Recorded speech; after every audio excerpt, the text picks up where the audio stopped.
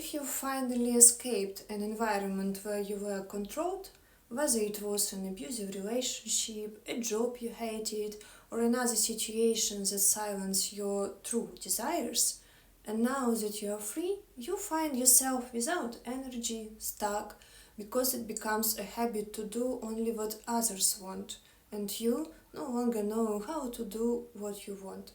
This episode is for you. Hi, I am Lietta and this is You Are Okay. If you are listening to this, maybe you've been through something difficult. Maybe for years you lived in a place where you didn't have a choice. Where your time wasn't yours, where someone else decided what was okay, what was allowed, and who you could be. And now, things have changed. You are free, at least that's what it looks like from the outside. And you have time now, you have the space, you can, in theory, do the things you used to dream about. But you find yourself not doing them. You procrastinate, you start and then stop. You don't feel that spark. You maybe even wonder, what's wrong with me? I wanted this for so long, so why am I stuck now that I finally have it? I want to talk about that today, because I know that place, I've been in it, and I know how heavy it feels, and how frustrated it is, because you know who you are and what you want. You cannot find this energy inside of you. So what I wanted to understand, what's going on. When people hear about losing motivation after gaining freedom, they often think, oh, it's just laziness. Or you just need to push yourself. But that's not how it works. This state usually comes from long-term emotional conditions that drain your ability to act on your own will. Here are some of the most common situations that create it. First one can be family control and childhood without autonomy. Maybe you grew up in a family where everything about you was decided for you. What you wore, what you studied, who you could be friends with, even your hobbies were not truly yours. They had to be approved or useful. You weren't encouraged to explore, to choose, to try and fail. And maybe when you did try something new, you were criticized, laughed at, or told, that's stupid. You will never make money with that. Stop wasting your time. So when you grow up like that, you learn earlier on that your desires don't matter, or worse, that they are dangerous. So as an adult, even when you finally have independence, part of you still waits for permission that never comes.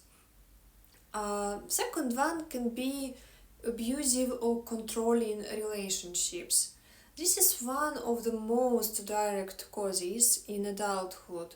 You might have been in a romantic relationship where your partner made all the rules. What you could wear, who you could talk to, how you could spend your own time. Your phones could be checked, your plans were questioned, your dreams were dismissed, and even when you tried to keep something little for yourself, a hobby, a friend, a goal, you were made to feel guilty for it. And over time, your world shrinks. You stop doing the things you love, not because you don't want them, but because you are constantly afraid of the consequences. When you finally leave, you expect to feel free, right? but instead you are standing in an open space, not knowing how to move, because you've forgotten what it's like to live without that weight on you. Uh, Long-term toxic work environments. It is another condition, a job where you micromanaged, constantly criticized, or never trusted to make decisions can have the same effect. Maybe your boss or co-workers dismissed your ideas, blamed you for the things you couldn't control, or punished you for mistakes, but never praised you for successes. And you learned that initiative is dangerous, that keeping your head down is safer than standing out. So even after you leave the job, you hesitate to take action in new roles or projects.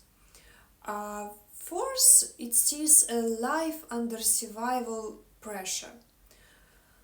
Sometimes it's not one person controlling you, it's life itself. And if you've spent years just trying to survive financially, emotionally, physically, you might not have had the luxury of joy. When you're focused on paying rent, keeping food on the table, or staying safe, there is no space for hobbies, for creativity, or self discovery. And survival mode teaches you to conserve energy, to do only what's necessary. And when survival mode ends, your body doesn't automatically switch to thriving mode. It still saves energy, still hesitates to spend it on a pleasure or exploration because you just don't know how. You really were tired after doing all of these responsibilities. Another one, loss, trauma or burnout, grief, breakup, illness, can extreme also causes this freeze. This strip away your emotional energy and sense of control over life. When you've been through something overwhelming, your brain sometimes shuts down motivation as a form of self-protection, a way to keep you from overloading. Another one is cultural or social conditioning. In some cultures, especially for women, there are like strong messages. Your role is to serve others. Your needs come last. And if you spend your life putting everyone else first, your partner, children, parents, community, you may not even know how to identify what you want anymore. So now I want to discuss why all of these lead to the same freeze. No matter the situation, whether it's family, relationship, work, survival, or culture, the pattern is the same. Your choices were limited, your desires were dismissed or punished, and you learned to silence yourself. Um, and when you finally get freedom, you have the technical ability to choose, but not the emotional readiness. It's like someone hands you the key to a car after years of not driving. Your first reaction isn't joy, it's fear and hesitation. Uh, Understanding the freeze, it's expanding with body, brain, and nervous system science uh, is crucial. So let's start with something important. Nothing is wrong with you. You are not broken. You are not lazy. You are not unmotivated by nature. What you are experiencing is not a character flaw. It's a natural response of your body and mind after long-term control, stress, or suppression. So your nervous system is still in survival mode. When you live for a long time under pressure, In abuse, constant control, or even just survival stress, your nervous system adapts to keep you safe. It's like a bodyguard that never sleeps. There are three main states your nervous system can be in. A lot of people talk about it, but let's just understand it again. Fight, you are ready to defend yourself. Flight, you are ready to run. And freeze, you shut down to avoid danger. In controlling or unsafe environments, freeze often becomes your default. It's not a conscious choice. Your body literally turns down your ability to act, create, or explore because that might have caused trouble in the past. So, even when the danger is gone, your nervous system hasn't gotten the memo yet. It's still scanning for threats, it's still telling you don't move too much, don't stand out, don't try, it's safer to do nothing. Second one, your brain has been rewired by control. Long-term suppression changes brain chemistry. In neural pathways, the prefrontal cortex, the part responsible for decision making, planning, and creativity, becomes underactive when you've been in constant stress. The amygdala, your brain alarm system, becomes overactive, making you more alert to possible dangers even when there are known. Dopamine pathways, the circuits that give you motivation and pleasure, get weaker if your efforts were repeatedly punished or ignored. This means that right now, when you try to start something new, your brain doesn't immediately give you that spark of excitement. Instead, it might give you anxiety, self doubt, or just simple emptiness. A third one, your body remembers the rules. Even if your mind says, I'm free now, your body still holds the memory of the old rules. Maybe you used to tense your shoulder when someone walked into the room, hide your phone, or stop what you were doing when you heard footsteps.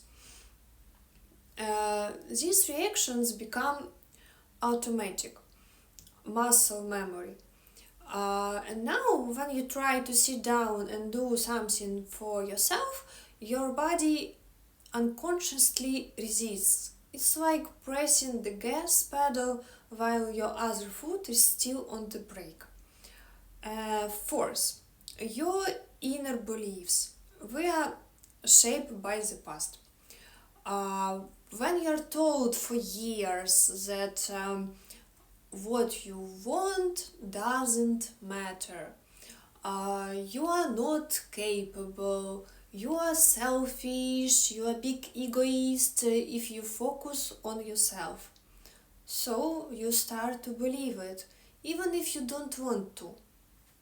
These beliefs sit deep in your subconscious, influencing your actions without you realizing it. So you might think, I don't have the energy, I don't feel like it, when underneath the belief is actually, it's not safe for me to do what I want. Another one is the loss of how. If for years you weren't allowed to choose for yourself, you stop practicing the skill of making decisions based on your own desires. Just like a muscle, if you don't use it, it gets weaker.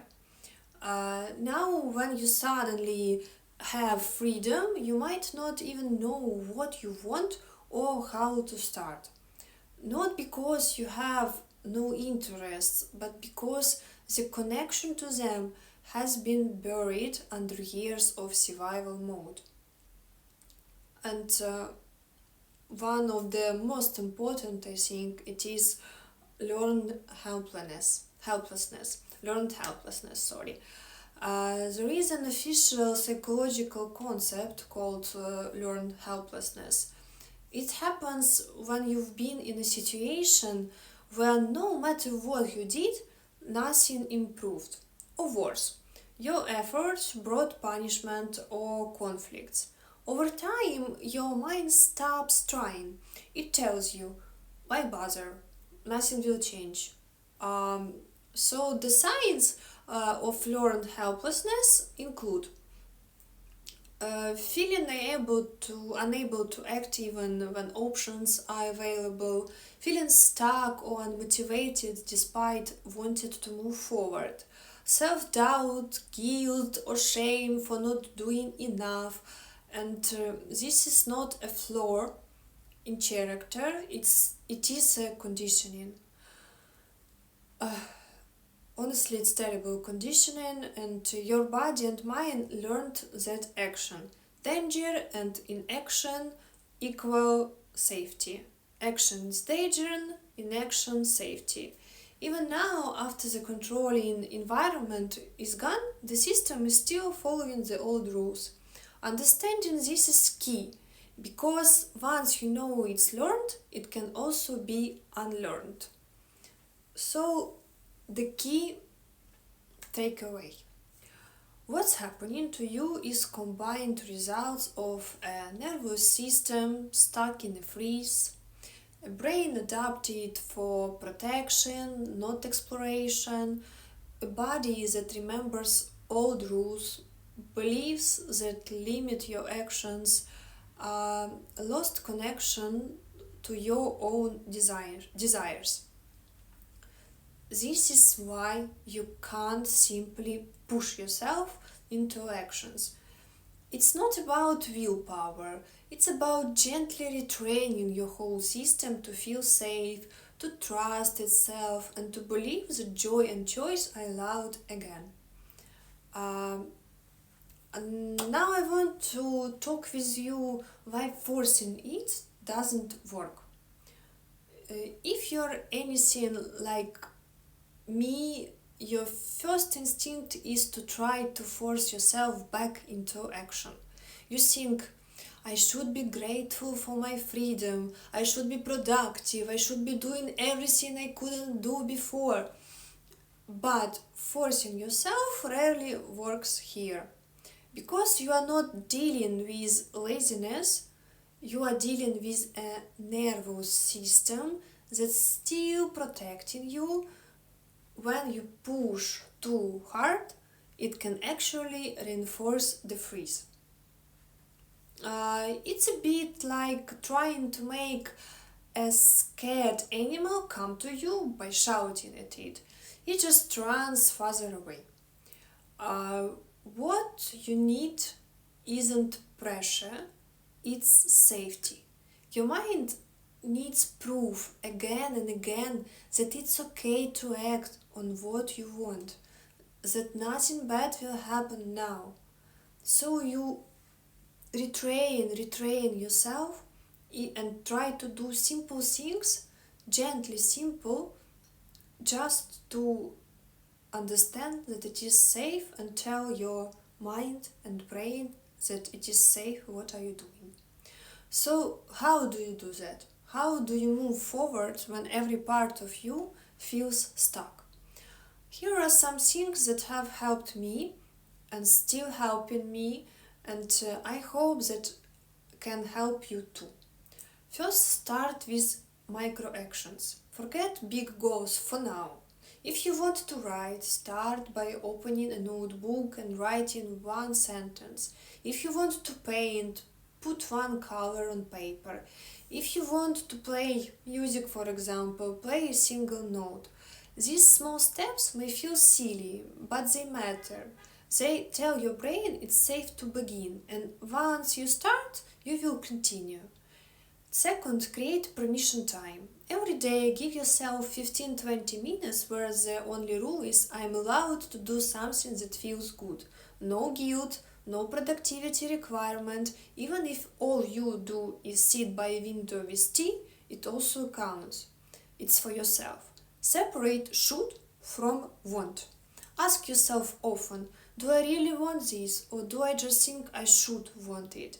Real desire is quiet but strong. It might not look productive at first, and that's also okay. Rebuild identity before productivity. You can't skip this part. You need to reconnect with who you are now, not who you were before and not who you should be. What feels good in your body now, what lights you up even a little, follow that. Treat joy like a muscle. After an injury, you wouldn't run a marathon. You'd start small, let your body adapt, and slowly build strength. Joy works the same way. The first spark might be tiny, protect it and let it grow. And I want you also to know that I really get it and I understand it very much. I've been in that place where every day felt like quicksand, where I looked at my freedom and thought, why can't I just live? Why I just can't follow my dreams? I really want too much. I have millions of ideas, but I stuck. Here is the truth. Healing is not about flipping a switch. It's about slowly turning the lights back on, room by room. Some days you feel like nothing is changing, but every time you take a small step, you are telling your mind, I am here now, I am safe now, I can choose now. Allow it to yourself. And that, over time, changes everything. So, if you are listening and feeling stuck, please remember, you are not behind, you are not failing, you are rebuilding. Um, Take one small step today, not because you have to prove anything to anyone, but because you deserve to feel alive again. And no matter how long it takes, I want you to know you are okay. Not you will be okay someday. You are okay right now, even in the middle of the process. Think like this. Take to yourself this positivity, and you will rebuild yourself. Thank you for spending this time with me. I'm glad you are here, and I will see you in the next episode.